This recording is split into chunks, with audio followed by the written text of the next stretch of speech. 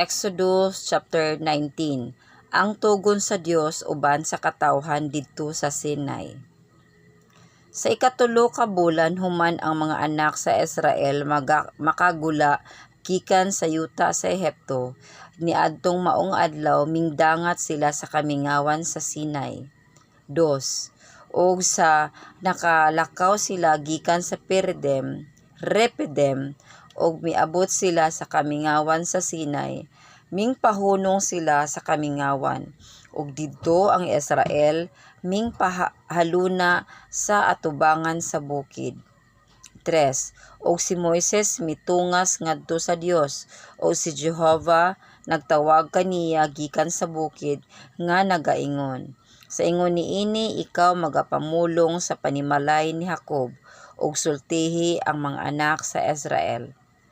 4. Kamo na nagpakita sa gibuhat ko sa mga Ehiptohanon, ug giunsa ko pagdala kamo sa ibabaw sa mga pako sa mga agila, ug gidala ko kamo nganhi kanako. 5. Busa karon kung kamo magapatalingho gayud sa akong tingog, ug magabantay kamo sa akong tugon, nan kamo mamahimo nga akong kaugalingon nga bahandi gikan sa kinataliwad-an sa tanang mga katawhan, kay ang tibuok nga yuta ako man. 6. Ug alang kanako kamo mahimo nga usa ka gingharian sa mga saserdote ug usa ka balaan nga nasod. Kini mao ang mga pulong nga igapamulong mo sa mga anak sa Israel. 7. Ug milugsong si Moises ug gipatawag niya ang mga ansyano sa katawhan ug gipahayag niya sa atubangan nila kining tanan nga mga pulong nga gisugo kaniya ni Jehovah. 8. Ug ang tanan nga katawhan na nagdungan sa pagtubag ug miingon, ang tanan nga giingon ni Jehovah among pagabuhaton. Ug si Moses nagsugilon sa mga pulong sa katawhan ngadto kang Jehovah. 9. Ug si Jehovah miingon kang Moses, ani akaron ako mianhi kanimo sa usa ka mabagang panganod aron ang katawhan makadungog sa diha nga magasulti ako kanimo ug motuo usab kanimo sa kanunay. Og gisugilon ni Moses ang mga pulong sa katawhan ngadto kang Jehovah. 10. Og si Jehovah miingon kang Moses, umadto ka sa katawhan ug pagabalaanon mo sila karon ug ugma, ug palabhan mo kanila ang mga bisti nila. 11. Og paandama sila alang sa katulo ka adlaw, kaysa ikatulo ka adlaw mukunsad si Jehovah nga makita sa tanan nga katawhan sa ibabaw sa bukid sa Sinai. 12. Og palibutan mo og utlanan ang katawhan sa pag-ingon, magmatngon kamo sa inyong mga kaugalingon nga dili kamo magtungas sa bukid ni maghikap kamo sa utlanan niini, bisan kinsa nga maghikap sa bukid pagapatyon gayud. 13. Walay kamot nga magahikap niini, kay pagabatuon siya kun pagapanaon siya. Bisan mananap kun tao, dili siya pagabuhion. Kung ang budyong patungon sa hataas gayud, managpanungas sila sa bukid.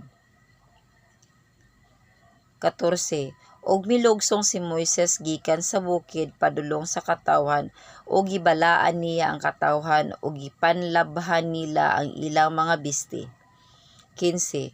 Og miingon siya sa katawhan, panag-andam kamo alang sa ikatulo ka adlaw, dili kamo managpanuol sa usa ka babayi. 16. Og nahatabo nga sa ikatulo ka adlaw sa pagkabuntag nga may mga dalugdog ug mga kilat, ug ang mabagang panganod diha sa ibabaw sa bukid, ug ang tingog sa budyong sa hilabihan ka kusog, ug mikurog ang tanan nga katawhan nga diha sa kampo.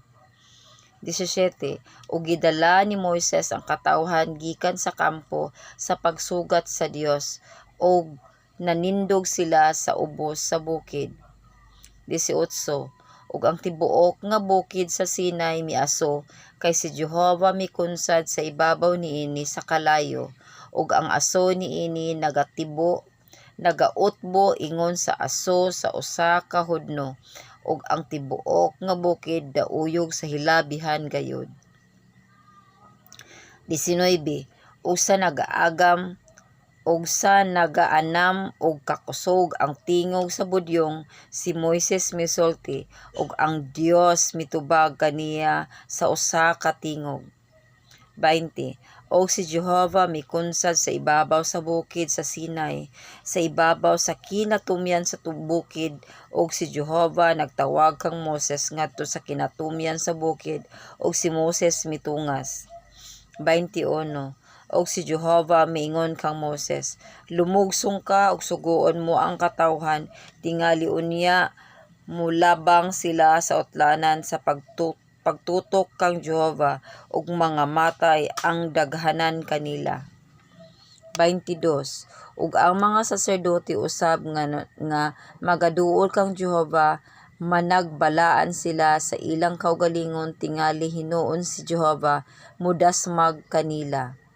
23. Ug si Moses miingon kang Jehova, ang katawhan dili arang makatunga sa bukid sa Sinai, kay ikaw nagsugo ka namo nga nagaingon, magbutang ka og mga utlanan likod sa bukid, ug magabalaan ka niini. 24.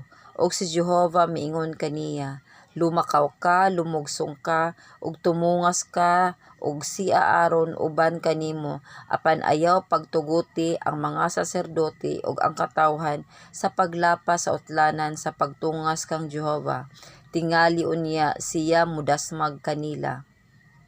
25. Busa si Moises milugsong ngadto sa katawhan ug misulti kanila.